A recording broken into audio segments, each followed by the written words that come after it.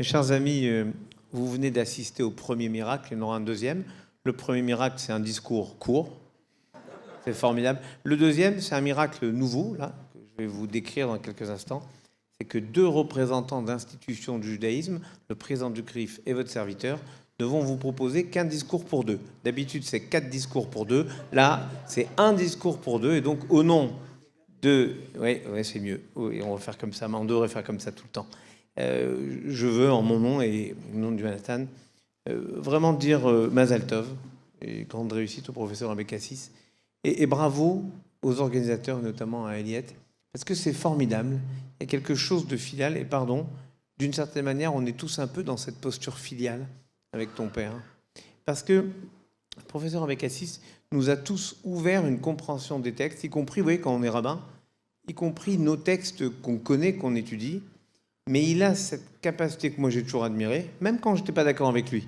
Ce qui m'est arrivé dans ma vie, à tort, mais c'est bien, de toujours retrouver quelque chose du génie du judaïsme et du génie français en même temps dans les textes de la Bible et dans les textes du Talmud. Et comme j'ai le privilège en plus de l'entendre de temps en temps le samedi matin commenter la paracha de la semaine, je sais à quel point il faut être dans le monde pour réussir à être absolument dans les textes. Les gens qui ne sont que dans les commentaires des textes, c'est formidable, il y a des chivotes pour ça, ça marche très bien, mais ça tourne un peu en vase clos. Des gens qui sont que dans le monde ne comprennent pas le monde de la Torah, et il faut des hommes ponts, des hommes ou des femmes ponts, voilà, j'ai réparé à temps, pour mettre en écho, en résonance, le monde de la Torah et le monde dans lequel nous vivons tous. Non pas pour dire c'est super, la Torah nous dit ce qu'on connaît et ce qu'on vit, mais pour nous montrer que la Torah, c'est le monde. Et que quand on dit que la Torah, c'est Etz Chaim Hila Machazikimba, c'est un arbre de vie pour celles et ceux qui s'en saisissent, c'est que ça nous permet de comprendre le monde avec juste un petit peu de compréhension supplémentaire. Pas mieux que les autres, mais en apportant notre spécificité. Et moi, je sais que de tout temps, le professeur Abécassis a eu cette façon de nous permettre de réinterpréter, y compris nos textes et nos interprétations les plus connues, pour les rendre contemporaines. C'est quelque chose d'extraordinaire. Il faut penser qu'il y avait une confiance absolue de Moïse quand il reçoit la Torah des mains de Dieu, dans le fait que les rabbins du futur, celles et ceux qui allaient interpréter ces textes, seraient capables de les rendre toujours contemporains. Vous savez que la Gemara raconte que quand Moïse a reçu la Torah, il a dit à Dieu, mon Dieu, qu'est-ce que va devenir cette Torah ? Et Dieu lui dit, retourne-toi, et Moïse se trouve à la fin de la yeshiva de Rabbi Akiba, et il entend le cours de Rabbi Akiba, mais il ne comprend rien. Mais strictement rien. C'est embêtant de se dire que Moïse ne comprend rien à un cours de Torah. Et en fait, il dit, je comprends rien, de lui dit, attends. Et à un moment, il y a un élève qui pose une question, et le rabbin lui dit, ça, on le sait, parce qu'on l'a reçu de mon maître, qui lui-même l'a reçu de son maître, qui lui-même l'a reçu Halacha, les Moshe Misinaï. C'est une règle que Moïse a reçue directement de Dieu sur le mont Sinaï, qui nous a transmis de maître en maître jusqu'à aujourd'hui. Et là, Moïse s'est dit, voilà, je suis encore présent. Eh bien, cher professeur, je voudrais vous dire sans flagornerie aucune que je suis persuadé que dans cette façon que Dieu a eue de rassurer Moïse, je pense que Moïse, à sa place, et vos maîtres, seraient rassurés de l'enseignement qu'ils ont transmis à vos maîtres, ainsi de suite, en se disant qu'un jour, quelqu'un a pu comprendre le monde et proposer du sens dans la compréhension du monde, comme vous le faites, eh bien qu'on soit tous un petit peu les petits successeurs de ce que vous proposez comme interprétation. Et tout ce mouvement dans le judaïsme, qui parfois a été trop inaudible, parce qu'il n'avait ni la taille de barbe, ni la taille de chapeau nécessaire, j'en sais quelque chose, j'ai le même problème que vous, eh bien, il faut être capable de le poser sur le temps long, comme une évidence de l'interprétation de la Torah, parce que les aléas des interprétations passent, mais la permanence des textes, ce que vous portez, vous, et qu'on retrouve dans vos livres, mais qu'on retrouve chaque fois que vous interprétez un texte, quel qu'il soit, eh bien, c'est, je crois, ce dont nous avons besoin, ce dont nos communautés ont besoin, et c'est ce que le judaïsme, et permettez-moi de vous le dire aussi, ce que la France attend. Que chacun, et là où vous êtes vous puissiez apporter votre écho à la construction d'une société qui a besoin d'une chose que le judaïsme a toujours portée et que vous portez, une sorte de bonheur intérieur On appelle ça en hébreu de la simcha. Alors je vous souhaite, jusqu'à 120 ans, mais plus si vous voulez, franchement, j'aime pas limiter les choses. Je vous souhaite toujours de porter cette simcha, cette joie profonde de la compréhension des textes et cette capacité à se projeter en avant. Voilà, c'est ce que disent les textes. Yelchou mechail el chail. Et je vous souhaite donc d'aller de projet en projet, et je rajoute de rêve en rêve.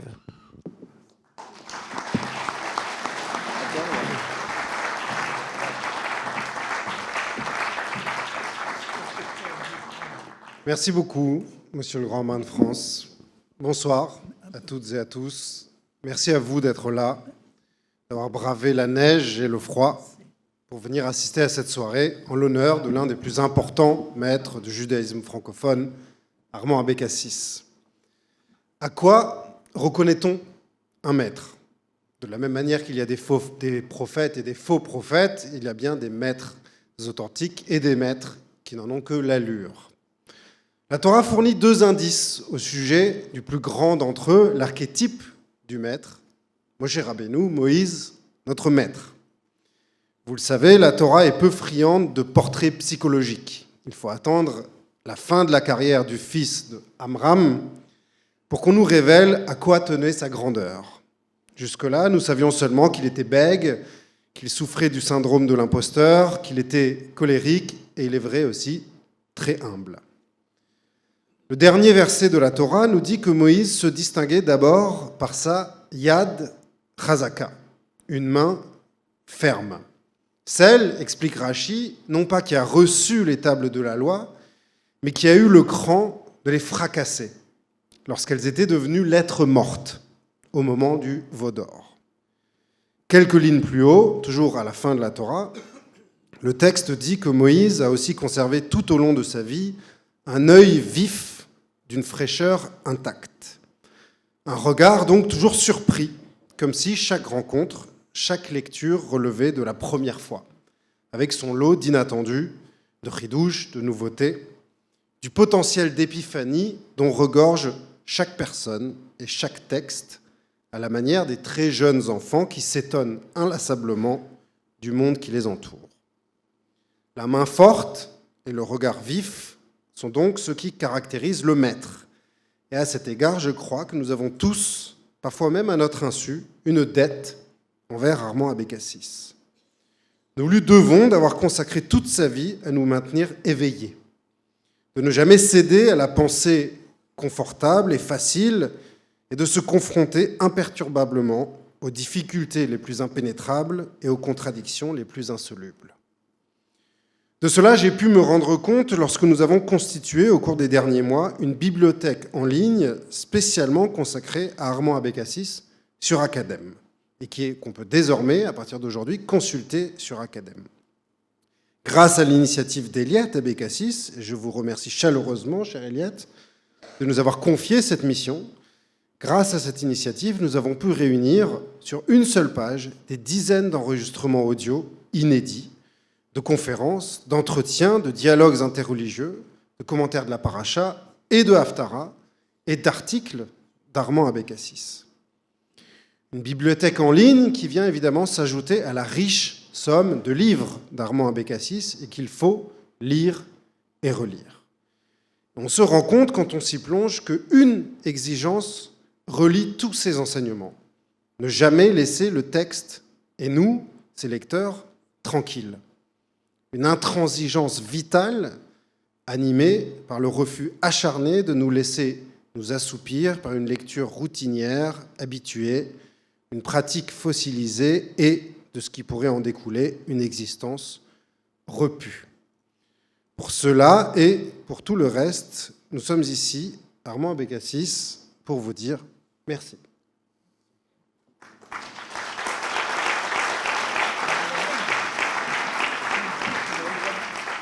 Bonsoir, Armand Abécassis et Eliette Abécassis. Comment allez-vous ? Je voudrais dire le grand honneur que j'ai à mais profond de savoir que le grand rabbin de France est là, que le président du CRIF est là également, et d'autres encore. Je ne terminerai pas la liste. mais c'est pas simplement un honneur, mais une joie énorme de voir de constater qu'une certaine forme de message juif est passée et que par leur présence, ils reconnaissent l'utilité et la nécessité. Et je crois que c'est très, très important dans les temps qui courent et avec l'histoire qui va tellement plus vite sur tous les plans, de pouvoir être attentif à ces changements, à ces mutations, pour pouvoir y répondre en tant que juif, si on veut garder l'unité du peuple et surtout son message. On veut ne plus l'enseigner de manière utile, nécessaire, mais pas à la hauteur de la modernité. Or, c'est cela l'interprétation. Interpréter le texte, c'est ouvrir le texte, savoir que je ne comprends rien. Mais moi, j'ai un problème, et j'ai décidé que c'est là que je dois résoudre mon problème. L'interprétation commence à être juif. Alors, c'est là. En fin de soirée, on va se livrer à l'interprétation. On va faire une chavruta, on va étudier. Avant ça, je vais vous proposer autre chose, si vous êtes d'accord. Parce que votre trajectoire, votre parcours, vous l'avez raconté souvent. Vous l'avez même consigné dans un livre, Rue des Synagogues, dans des entretiens. Votre enseignement, vous l'avez diffusé à l'oral, à l'écrit, dans tous ces livres. Moi, je vous propose ce soir de vous mettre en dialogue avec un certain nombre de photos qui renvoient à des fondamentaux de votre vie. Et on va commencer avec la première photo sur laquelle vous allez reconnaître des gens que vous avez très bien connus.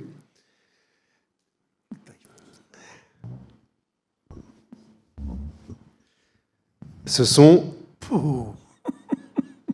vos parents, Chaim et Tamar, le jour de leur mariage.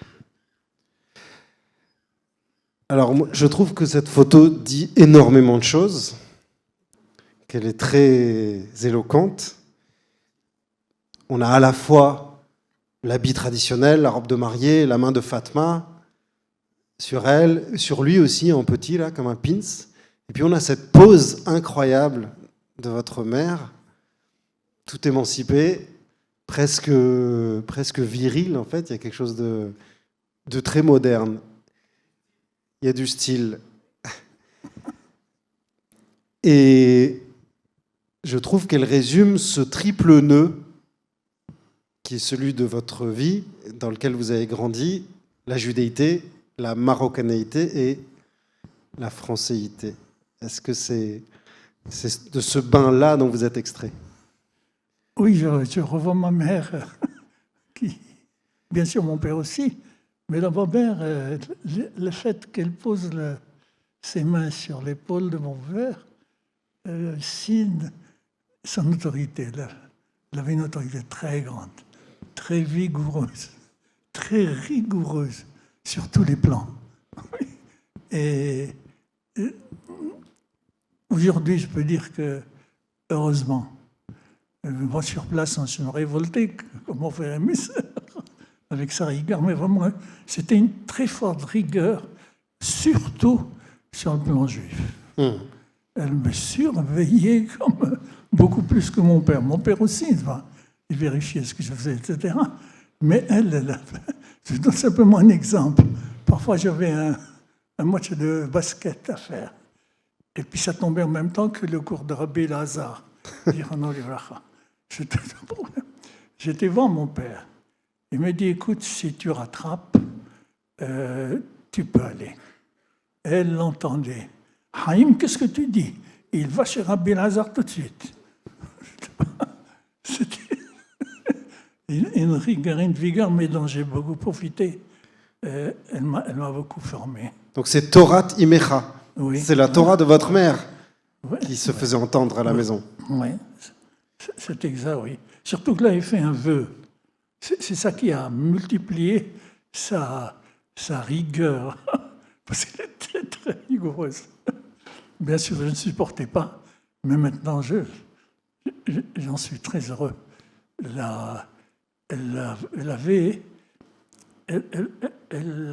avait promis à Rabbi Amran Ben Diwan, le saint de Ouezan, au nord du Maroc, où elle allait en pèlerinage. Elle avait promis qu'elle était enceinte et le fils qui devait naître, elle lui donnerait son nom.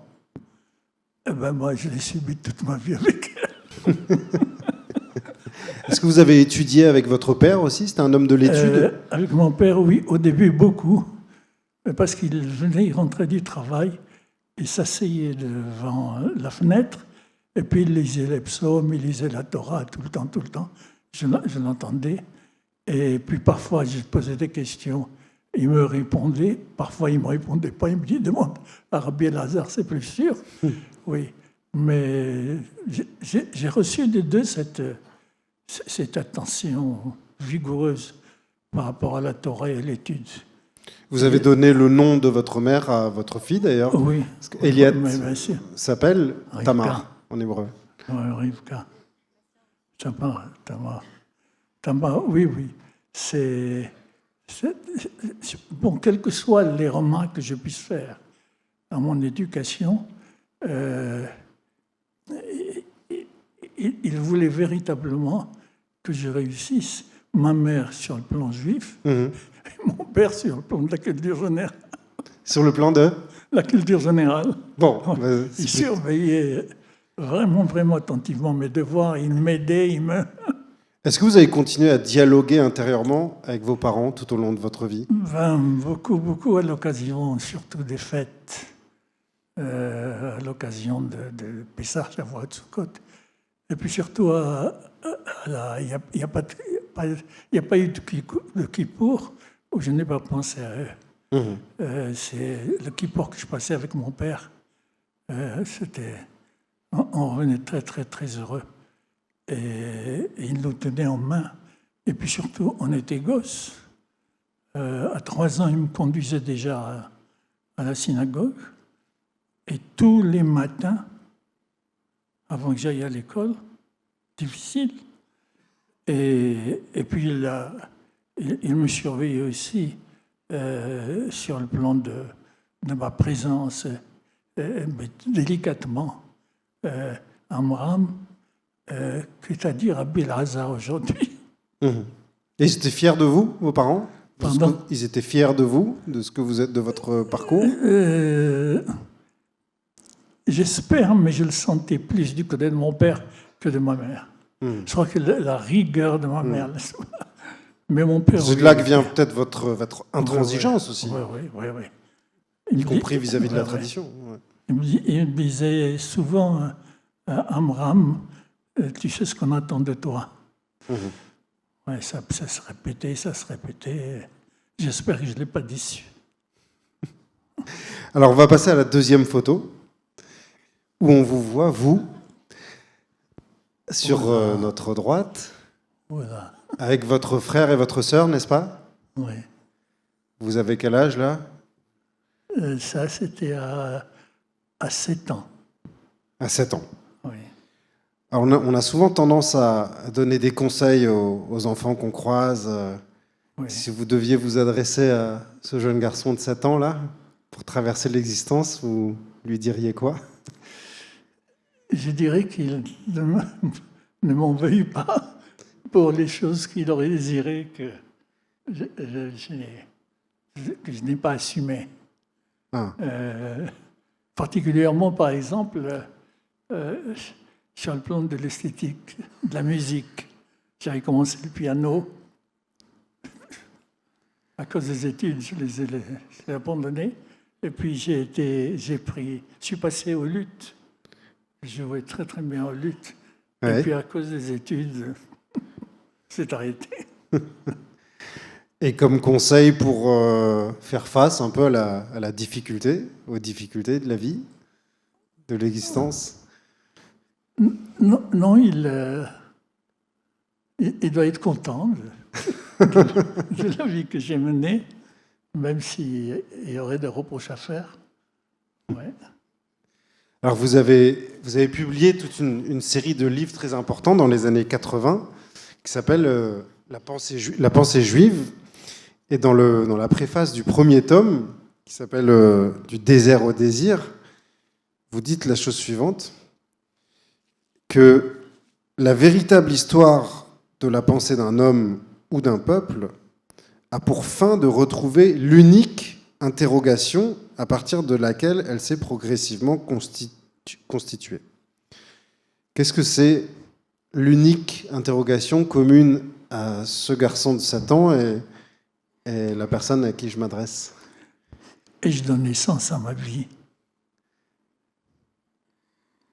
Et j'accomplis ce qui était attendu de moi par rapport à l'humain que j'ai reçu par amour, aussi bien de mes parents que de Dieu, et dont je dois être fier. Je crois que pour nous, les enfants, de manière générale, oui, ils oublient qu'ils doivent passer leur vie à mériter leur venue au monde, donnée par amour par les parents. C'est un don qui est fait, oui, mais qu'il faut mériter. Bon, par exemple, de manière générale, la Torah nous a été donnée. Bon, elle a été donnée. Voilà. Est-ce que je la mérite? J'ai grandi, je suis devenu adolescent. Est-ce que je le mérite? J'ai eu l'audace de vouloir me marier. Est-ce que je le mérite? Et ensuite, ça, c'est une question qui vous a accompagné tout au long de votre vie. Tout le temps. Est-ce que je le mérite? Est-ce que je mérite ce qui m'arrive? Même si ce qui m'arrivait était un don d'amour, ce dont j'étais sûr, surtout du côté des parents, est-ce que je mérite? Mais je crois que c'est une question, c'est une réaction que chaque enfant doit avoir. Est-ce que je mérite l'existence que j'ai reçue par amour? Mais il en va pour nous aussi par rapport à Dieu. Oui. Bon, plus généralement, Dieu a choisi Israël. Israël est le peuple élu. Bon, ça, entièrement d'accord. Mais est-ce qu'on le mérite? Ce que je trouve fascinant, pardonnez-moi de vous interrompre, oui. Ce que je trouve fascinant aussi, ce que vous avez dit au début, c'est la question du sens de la vie. C'est-à-dire que vous êtes quand même un homme qui a passé sa vie dans les textes, à étudier, et vous restez avec cette question. Oui. Et je dis aussi, parfois ça choque, le monde n'a pas de sens. Les gens qui trouvent le monde absurde, le monde est absurde. Le monde n'a pas de sens, oui. Là, il obéit à ses lois, mais que je sois là ou pas. Et je l'ai subi. Et c'est un appel, ce manque de sens. Cette prise de conscience n'est pas un miroir qui me renvoie ce qui s'est fait, oui. Comme en psychologie.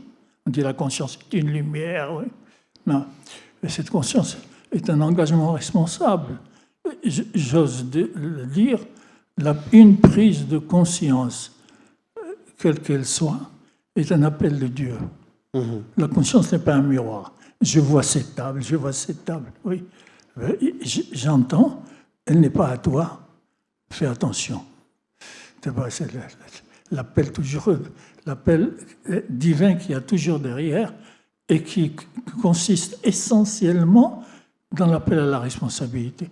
Je crois que, contrairement à la philosophie générale aussi, que la première valeur qui fonde toutes les autres valeurs, c'est pas la liberté, c'est la responsabilité. Vous avez parlé de mariage et de psychologie. Ça me conduit à la prochaine photo. Vous connaissez cette personne depuis fort longtemps. C'est Janine, votre épouse. Vous êtes jeune mariée, je pense. Je disais tout à l'heure qu'on est tous un peu vos élèves ici, dans cette salle.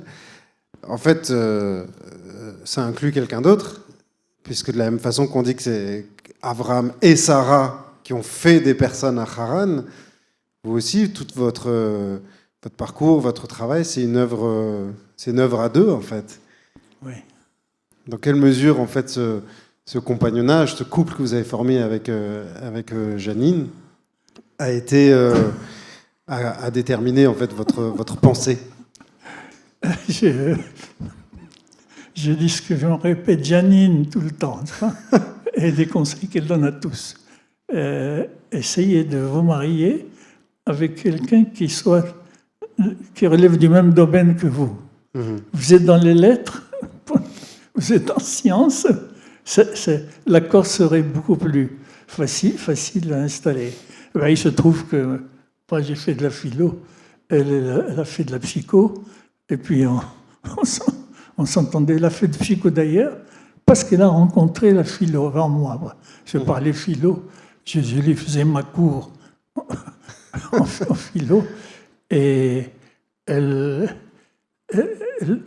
rappelle que véritablement que c'est parce qu'elle m'a rencontré qu'elle a abandonné ses études universitaires d'anglais. Elle a décidé de faire la psycho. Bon, parce que, bon, comme je disais, je lui faisais la cour, mais pour que ça aille plus simple, je faisais la cour en philo. Est-ce que de manière plus générale, pour reprendre ce que disait le Grand Bain de France tout à l'heure, ce dialogue permanent qu'il y a toujours dans votre travail entre les sciences profanes, la sagesse universelle et la tradition juive, est-ce que ça aussi c'était un peu le résultat du dialogue, du compagnonnage de ce couple que vous formiez avec... Je suis convaincu, avec l'expérience en dehors de moi et en moi, n'est-ce pas, que le but de la femme, de l'épouse, c'est essayer d'élever son mari, essayer de le pousser, de le bousculer pour qu'il ne s'enracine pas et qu'il puisse aller de plus en plus loin. C'est pas facile, mais je crois que c'est l'une des missions de la femme. On le voit dans la Torah. Abraham a failli faire une bêtise. Sarah lui dit non, c'est pas comme ça qu'il faut faire. De même Rebecca. Les matriarches nous montrent véritablement la fonction de la femme. Et les Juifs, je n'ai jamais compris jusqu'à présent, c'est pas de la rhétorique, ce que veut dire le féminisme. Moi, je ne sais pas, ma mère était libre. Je n'ai pas vécu cela, n'est-ce pas? Et puis surtout, ce poème extraordinaire que nous récitons le vendredi soir, quand nous revenons de la synagogue, le dernier chapitre des Proverbes, qui est plein d'enseignements pour le mari par rapport à la femme, lui rappeler le rôle, la signification, le sens, que la femme introduit dans le couple et que le mari doit être prêt à recevoir. Alors il y a le couple, la famille et puis les enfants. On va passer à la photo suivante où on vous voit, Armand et Eliette, jeune fille. Eliette Abécassis, votre père vient de le rappeler, vous avez grandi donc dans un foyer où tout était langage en fait, une mère psychanalyste, un père enseignant de Torah. En quoi est-ce que ça a conditionné en fait votre trajectoire de femme de lettres?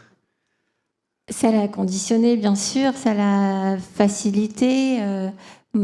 Ayant grandi avec ces deux parents professeurs, mais qui sont des professeurs dans l'âme, parce qu'ils sont tout le temps en train de nous expliquer, de nous élever en nous parlant de ce qu'ils ont lu, en nous expliquant les choses, le sens des lois, le sens de la vie.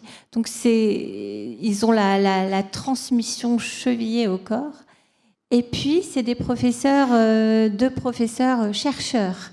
Ils étaient tout le temps en train de se renouveler dans leurs pensées, d'être toujours très curieux, d'être très jeunes d'esprit, parce que les professeurs sont toujours au contact de leurs élèves, donc ça les garde jeunes toute leur vie jusqu'à présent.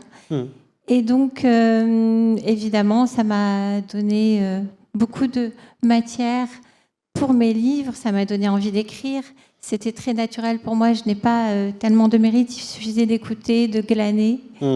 alors que mon frère qui est allé vers les films, ma sœur qui est devenue médecin, sont sortis de leur zone de confort. Moi, c'était très naturel. Vous avez poursuivi à votre manière. Votre tout premier livre, celui qui vous a vraiment lancé en littérature, c'était Qumran quand même. C'était déjà une enquête à l'époque. Voilà, c'était cette enquête sur les manuscrits de la mer morte.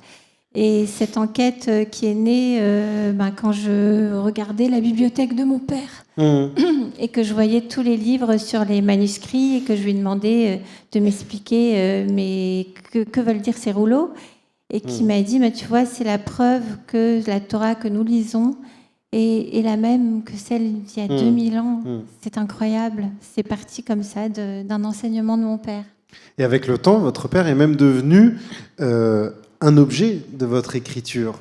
Il y a ce livre, La Transmission, notamment, où vous dites qu'il y a quand même un mystère autour duquel vous tournez tout le temps, relatif à votre père. C'est ça, c'est vrai. La Transmission, c'est une biographie très subjective de mon père, de cette naissance avec sa mère qui lui a assigné cette mission. Et puis ce nom Amram qui fait référence à Amram Ben Diwan, et je pars dans cette enquête sur la vie de mon père, sur la mission de mon père, sur cette mission de transmission qui est celle de beaucoup de rabbins, depuis ces rabbins itinérants qui parcouraient les pays, les villes et qui vouaient leur vie entière à transmettre. Et j'ai voulu savoir quelle était l'origine de ça. On va passer une nouvelle photo d'Armand Abécassis, jeune enseignant, voilà, où il a l'âge à peu près, il est à Strasbourg, à l'école Akiba, prof de philo, il a à peu près l'âge de Nathan Devers, qu'on va appeler de nous rejoindre sur cette scène pour témoigner de la fréquentation qu'il a faite d'Armand Abécassis et de son enseignement. Bonsoir Nathan Devers.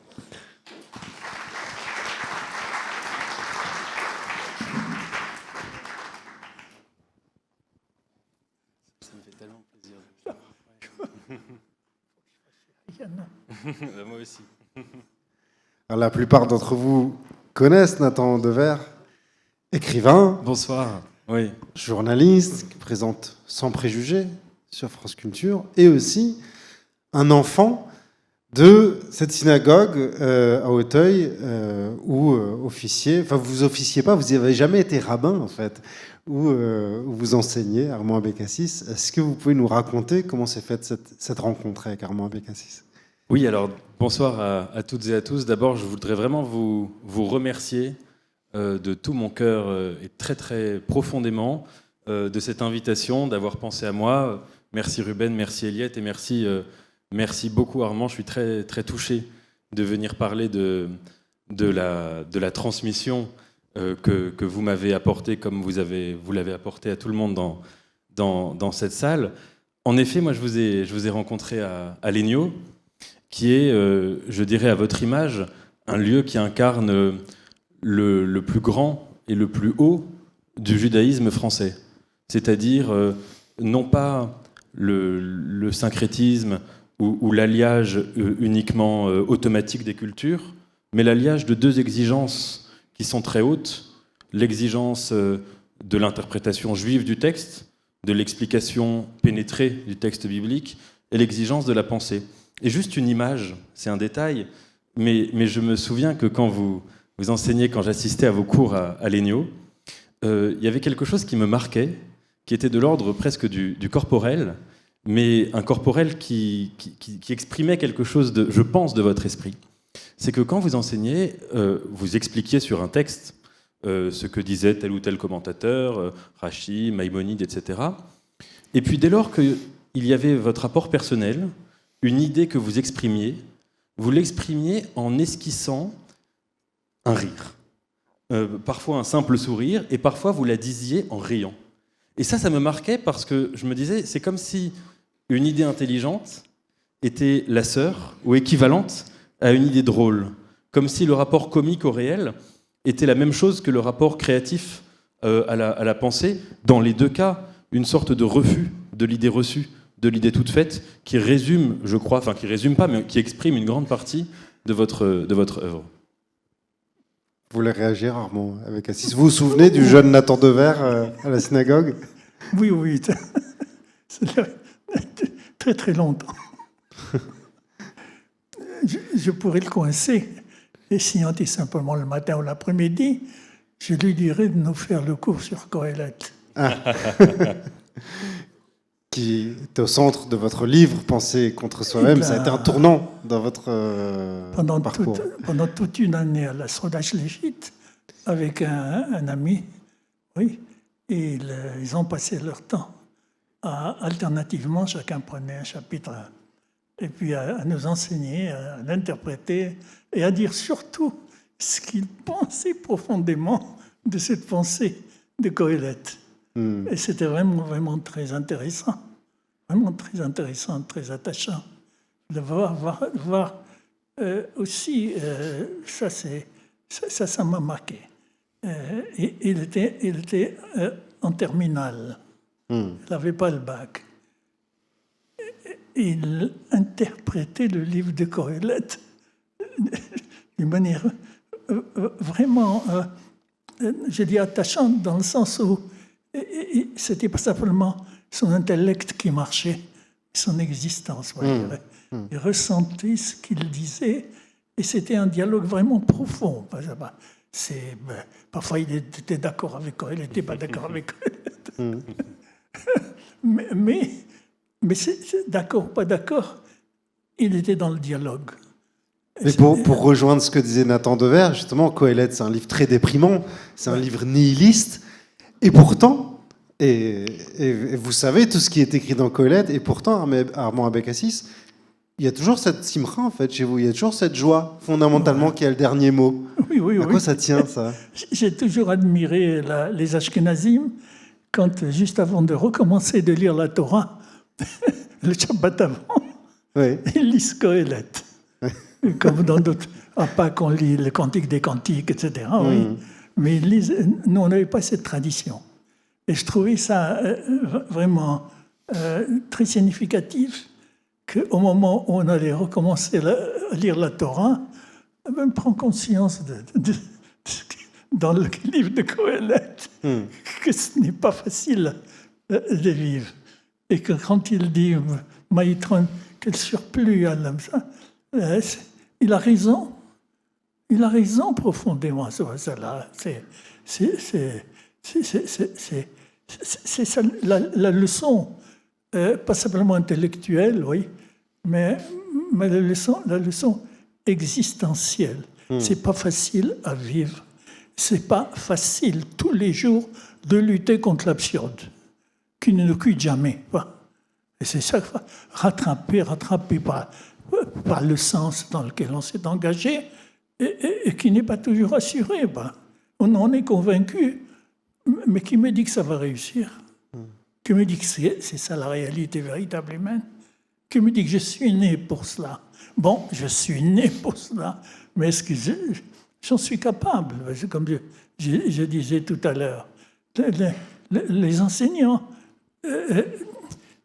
enseignent de la manière la plus aisée pour celui qui l'écoute, pas la plus audible à un certain niveau, je pense élémentaire, pour ceux, bien sûr, mais enseigner, c'est ne pas avoir peur d'engager l'enseigné dans la question.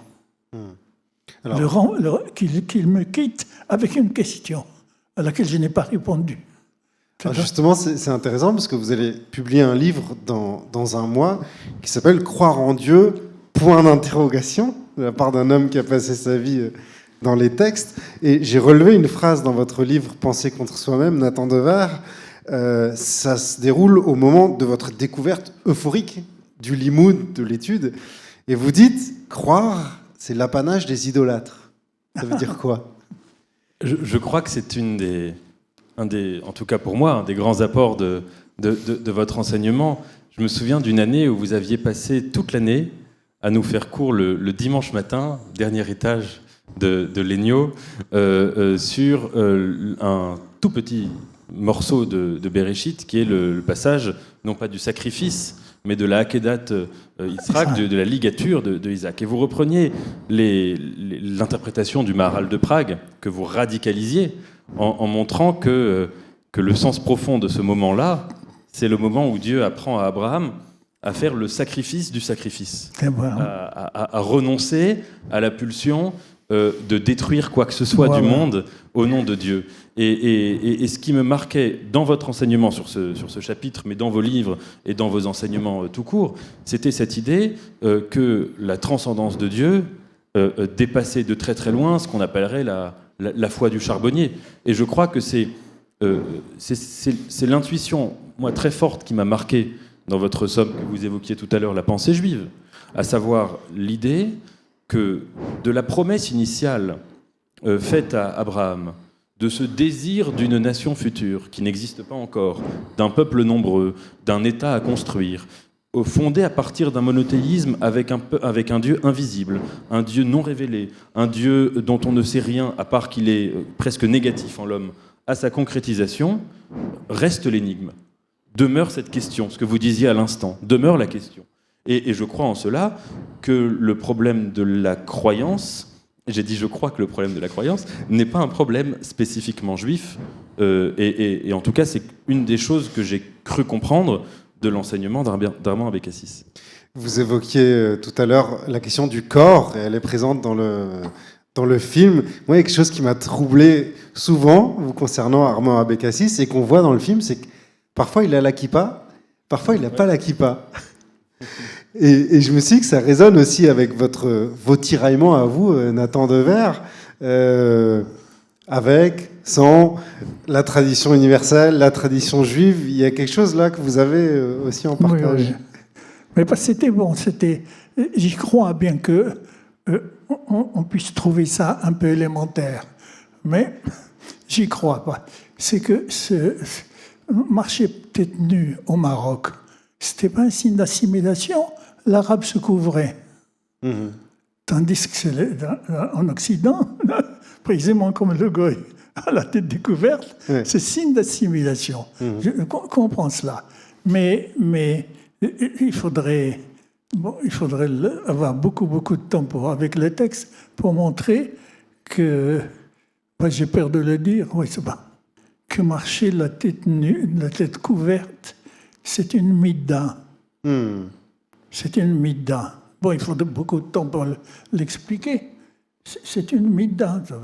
C'est pourquoi au Maroc, encore une fois, les rabbins ne s'offusquaient pas quand ils nous voyaient la tête nue. Il n'y a aucun problème. Et comme j'ai dit, c'était aucun signe d'assimilation. Par contre, bien sûr, pour les prières, il n'y a aucun problème. Tu vois. Mais ce n'est pas parce qu'on marche tête nue que c'est signe d'assimilation. En tout cas, ce n'est pas comme ça que je l'ai vécu au Maroc. Bien sûr. Bon, là, en Occident, je comprends. Mais il ne faut pas... Il faut pas juger de la qualité du juif en référence à une kippa. Il ne faut pas le fétichiser, en tout cas. Oui. Un juif est un juif. Un juif est un juif. Il ne mange pas cachère, c'est un juif. Il n'offre pas Kippour, c'est un juif. C'est pas un goy. Oui, bien sûr. Sans aucun complexe de supériorité, bien sûr. Mais avec la conscience d'une différence.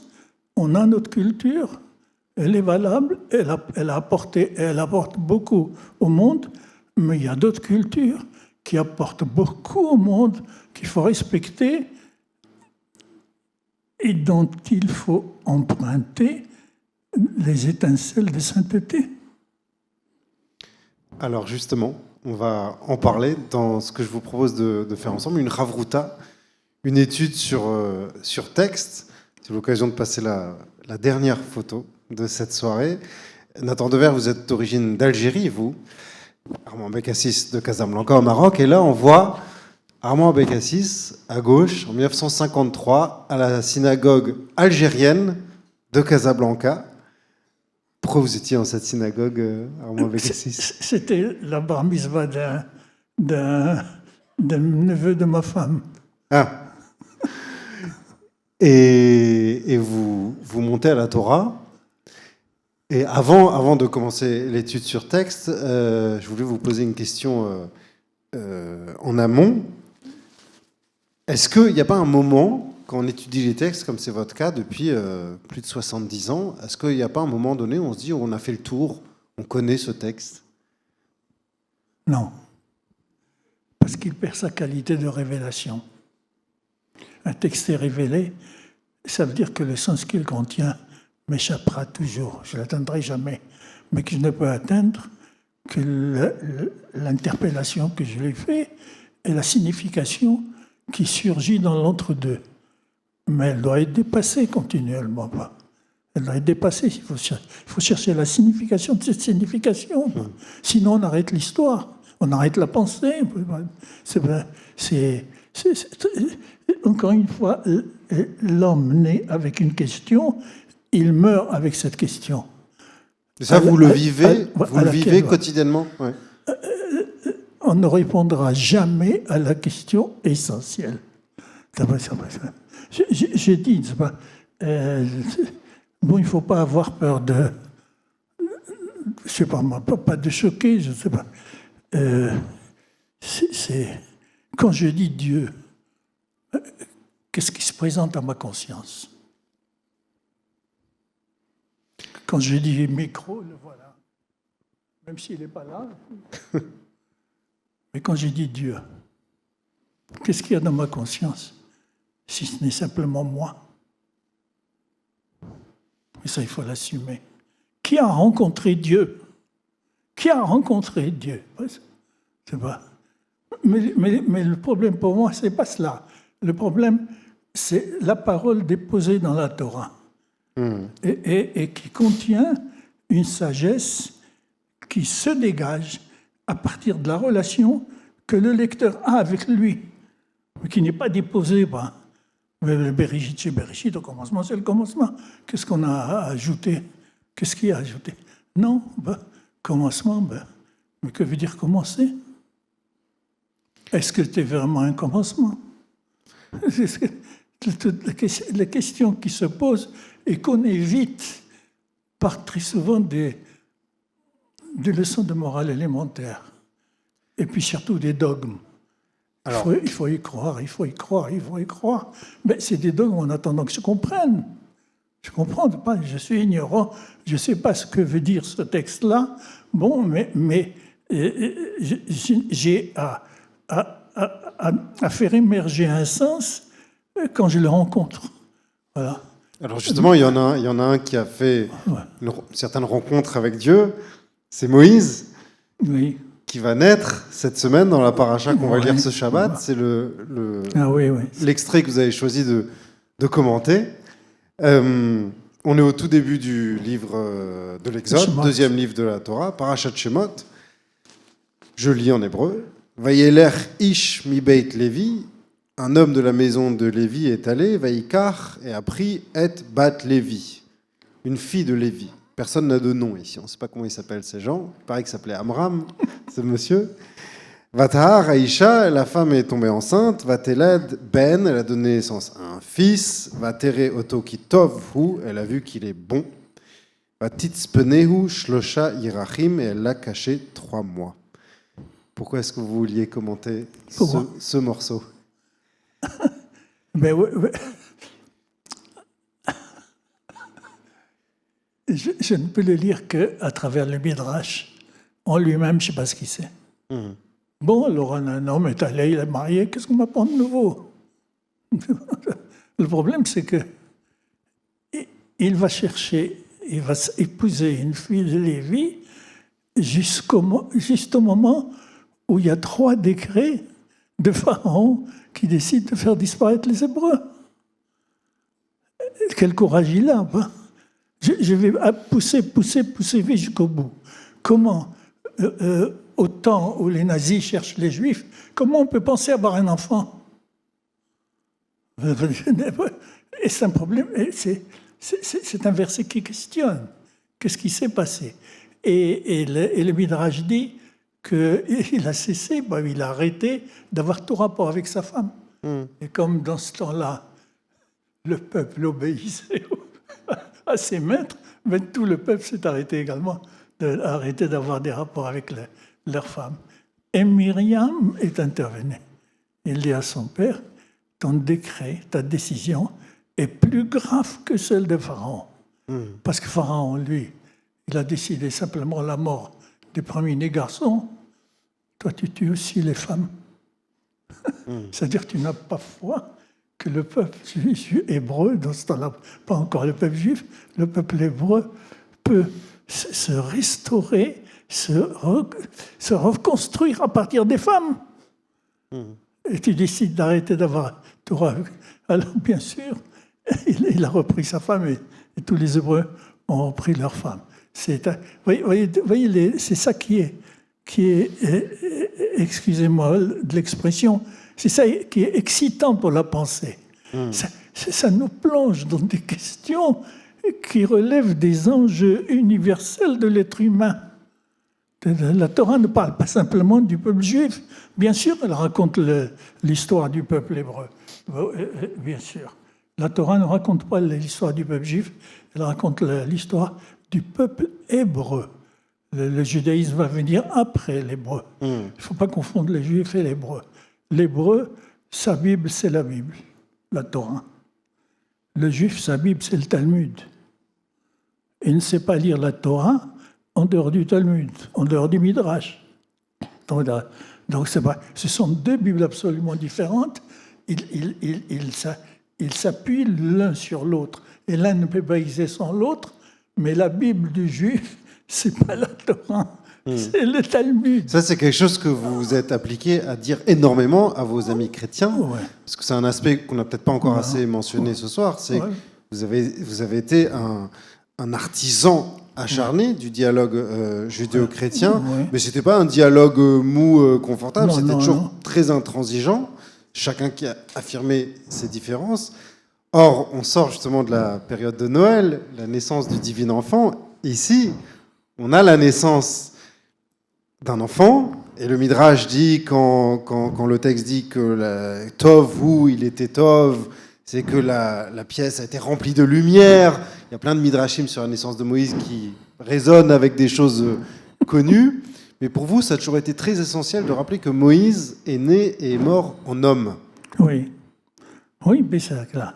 Il est resté homme, pas. Il se mettait en colère.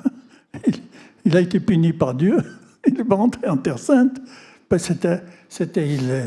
Il maudissait aussi. Il a même puni gravement les Hébreux qui sont prosternés devant le veau d'or. Parce qu'on y a eu beaucoup de morts. Parce qu'ils l'ont pris pour un dieu, justement, à ce moment-là.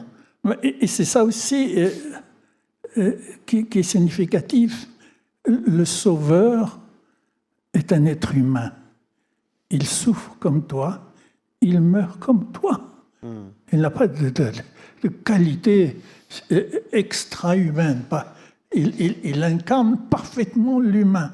Oui, c'est pourquoi il peut être sauveur. Puisqu'il donne l'exemple de la dignité, de l'estime qu'on doit avoir de porter l'humain qu'on nous a confié et qu'il ne faut pas dégrader, dont je suis responsable.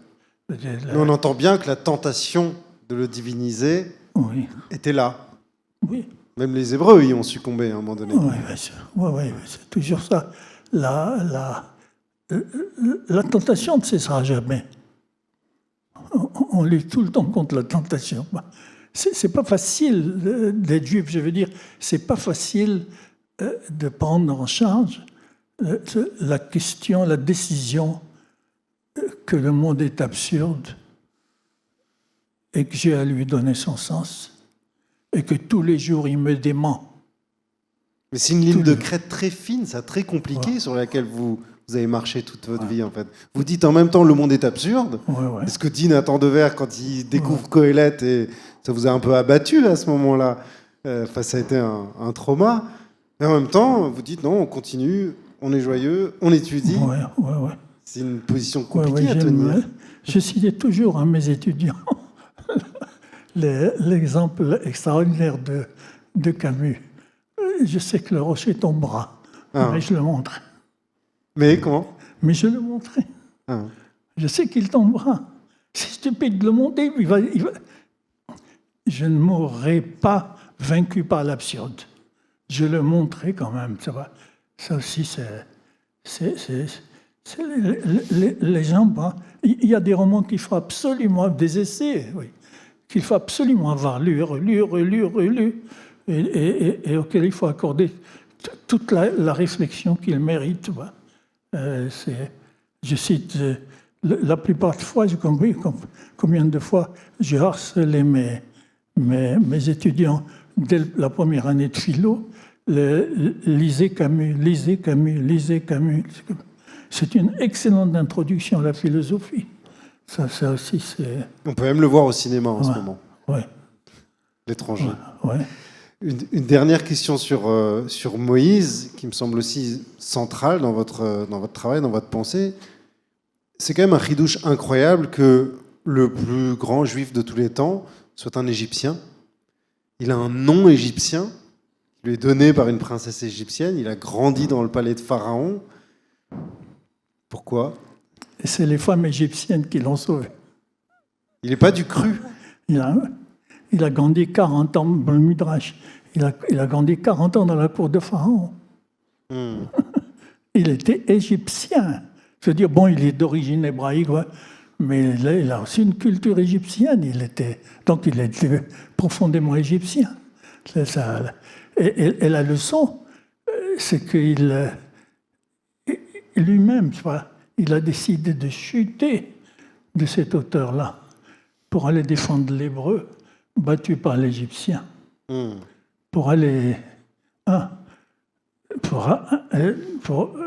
Après, bon, la Torah dit un jour après, ou peu importe, quel que soit le temps passé, pour aller aussi expliquer aux Hébreux que quand on est esclave, on ne se bagarre pas. Il y avait un Hébreu qui il se querellait avec un autre. Ouais. Voilà. Comment ça, dans la même situation, au lieu de cette solidarité, comme disait Marx, cette solidarité dans la servitude, dans l'esclavage, ils se querellaient. Et quand Moïse intervient pour leur dire « Qu'est-ce que vous faites ?» Il dit « Mais qui t'a nommé juge là ?» Pour qui tu te prends. C'est quand même... C'est aussi cela dont il faut avoir conscience. La Torah est au cœur de l'existence. Elle ne s'élève pas au niveau de la philosophie, au niveau intellectuel, mais elle reste dans l'existence, elle assume toute l'existence. Et dans le vécu. Ce que n'a pas fait toujours la philosophie. Mais elle assume toute l'existence, elle ne veut sacrifier aucune dimension de l'existence. Ça va. Nathan Dever. Oui, juste une petite remarque, c'est que dans vos enseignements et vos écrits sur Moïse, et notamment dans votre livre « Les derniers jours de Moïse », il y a une dimension que vous mettez en relief qui est très importante et qui, je trouve, est parfois un peu négligée. C'est la dimension de tension absolue qui fait la vie de Moïse. Vous disiez que Moïse n'est pas divinisé, ne doit pas être divinisé dans la Bible. Précisément, le refus de l'idolâtrie qu'il incarne ou qui lui tombe dessus n'est pas seulement une interdiction de construire des statues qui vont être vénérées, c'est l'interdiction de postuler une sorte de signification absolue dans l'existence. Et il y a une chose que vous mettez en relief qui m'a vraiment marqué dans ce livre et qui est à mon avis centrale, c'est la tension aussi entre le peuple des Hébreux et Moïse. Ce livre-là, le vôtre, c'est un livre qu'on peut lire comme un commentaire de la Bible, qu'on peut lire comme un roman et qu'on peut lire presque comme un livre de philosophie politique ou de réflexion politique sur le fait qu'un bon chef, c'est pas quelqu'un qui flatte le peuple, qui caresse le peuple. Vous parliez tout à l'heure de l'époque troublée dans laquelle nous vivons et nous entrons. Un bon chef, c'est aussi quelqu'un qui peut aller parfois contre les gens qu'il dirige et dont il veut le bien. Et je crois que ça, c'est une dimension aussi très, très importante de vos écrits sur Moïse. Oui. Moi, je pense, en le faisant quand même délicatement, il ne faut pas exagérer, qu'enseigner, c'est heurter, c'est réveiller. Il faut réveiller les gens, il faut revenir à la leçon de Socrate. Il faut réveiller les gens. Les gens ont une raison qu'ils n'utilisent pas. Et même si Descartes après a dit il faut utiliser la raison, vous l'avez écouté, il nous montre comment l'utiliser. Mais les gens n'utilisent pas la. Comment avoir une raison, oui, et haïr le juif parce qu'il est juif, ou haïr le musulman parce qu'il est musulman ou chrétien. C'est pas la raison qui dicte cela, c'est impossible. Et la raison n'est pas forte quand l'instinct pousse vers cela. Et comment on fait pour utiliser la raison quand on a peur? Parce que c'est la dernière question que je voulais vous poser un peu plus globalement, en parlant du peuple juif. Justement, c'est une période compliquée qu'on traverse. Les Juifs ont très peur. Je parlais avec quelqu'un qui vous est proche tout à l'heure, juste avant la soirée. Il disait on ne sait pas combien de temps on va rester dans ce pays. Ils vont pas très bien, les Juifs, en ce moment. Ils ont des bonnes raisons de pas aller bien. Qu'est-ce que vous leur dites au peuple juif? Je comprends, mais un taux pourcent très faible. Je le condamne. Mais je ne comprends pas. Cet homme-là, qui ne veut pas s'intégrer à la civilisation, qui a tant mis de temps et de sang et d'emprunt et de guerre et de victoires, etc., pour arriver à l'état où elle est, cette civilisation, et il ne veut pas y entrer. Il dit tout le temps non. Ça veut dire, dans mon langage à moi, le juif, c'est celui qui fait échouer toutes les idéologies. Et comment ne pas voir l'autre se dresser contre? Passe tant de temps à construire la civilisation, et puis vendredi, une demi-heure avant Shabbat, il dit bon, merci, c'est bon pour vous, je vous retrouverai samedi soir. Mais à quoi il joue? Mais à quoi il joue ou pas? Je sais pas. Vous mettez les téfilines tous les jours. Qu'est-ce que ça veut dire? Oui, c'est pas. C'est normal. Déjà, les Juifs eux-mêmes ne comprennent pas pourquoi ils le font. Mais l'essentiel, c'est qu'ils le font tout de même. Mais ils ne comprennent pas quel sens a ce rite. Oui. Et ils ne comprennent pas son importance, comme n'importe quel rite. Pourquoi? Parce qu'on n'a plus dans la civilisation actuelle, et le Juif dedans, le sens du rite. Une culture ne se construit pas sans rite. Ça n'existe pas. Sinon, comment la culture va passer? Ce n'est pas simplement à force de parler, enseigner. Il s'agit non pas de transmettre un savoir aussi, mais il s'agit de transformer un homme. Il s'agit de descendre avec lui au niveau de l'existence pour lui montrer en quoi ça concerne profondément l'existence. Si l'enseignement ne se passe pas à ce niveau-là, on le rate. Il n'est pas reçu. C'est très impressionnant, Armand Abakassis, de vous entendre comme ça parler avec cette intensité qui est intacte, identique depuis si longtemps. Il faut savoir que moi j'ai rencontré des goïms, des évêques, des prêtres, des hommes d'église qui découvraient le judaïsme.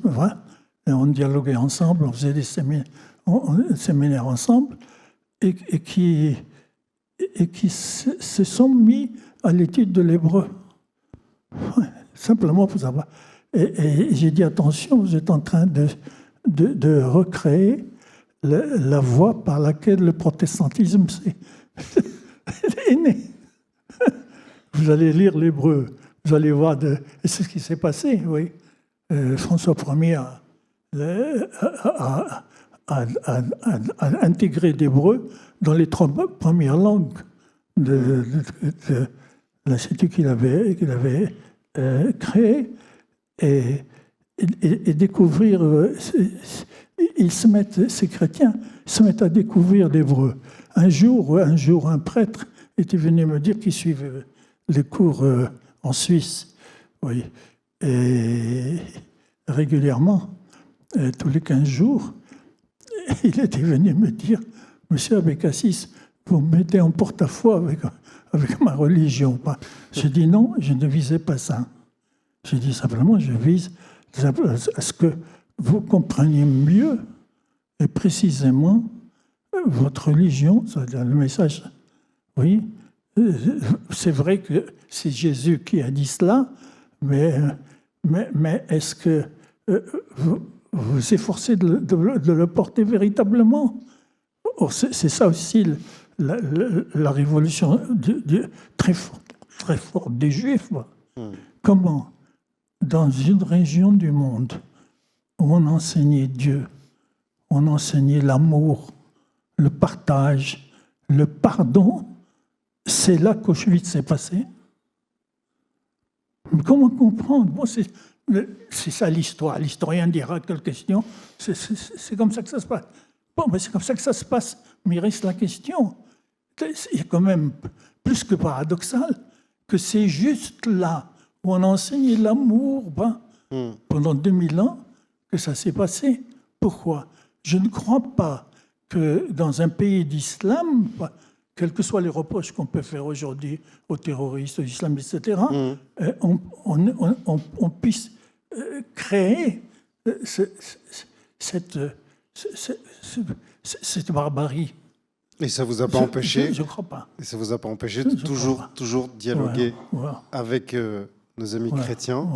On va rester sur cette note à légère coloration messianique pour cette soirée. Permettez-moi juste de prendre 2 minutes. J'avais un prêtre suisse, du Valais suisse, qui suivait le séminaire que je faisais en Suisse. Et il avait des qualités extraordinaires, tu vois, vraiment profondes, comme on dit, midotes, très, très profondes. Il aimait le judaïsme, il aimait le peuple d'Israël, il aimait le peuple juif, oui. Et un jour,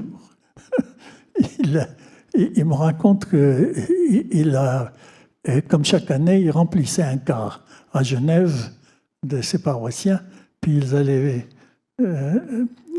en Israël pendant 15 jours à visiter, etc. Et puis un jour, il me dit, on était dans la zone arabe, et puis on est sorti pour visiter, et lui, il portait toujours une grande soutane noire. Il ne la quittait pas. Mais il enlevait, dès l'avion, il enlevait le grand crucifix qu'il avait. Je disais, mais pourquoi, frère Gabriel? Il me dit, non, on est en Israël, il faut aller doucement. C'est quand même un respect. Et alors, ils étaient donc dans la partie arabe, ils descendent, et comme il avait la grande soutane, il avait enlevé son crucifix.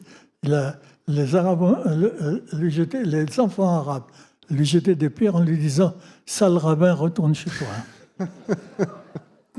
Il me dit « Armand, j'ai eu envie de dire que je n'étais pas juif. Je ne l'ai pas dit. Tous les jours, après la messe, je demande pardon à Dieu d'avoir eu envie de dire cela. » Une humanité c'est extraordinaire. Exemplaire. Oui. Et le même prêtre, un jour, je lui ai dit, frère Gabriel, c'est dommage que tu ne sois pas juif. Vous savez ce qu'il m'a répondu? Je vais le dire et je vais être ému. Qu'est-ce que tu veux, Armand? Dieu ne m'a pas fait cette grâce. Un prêtre. Merci infiniment, Armand Abécassis.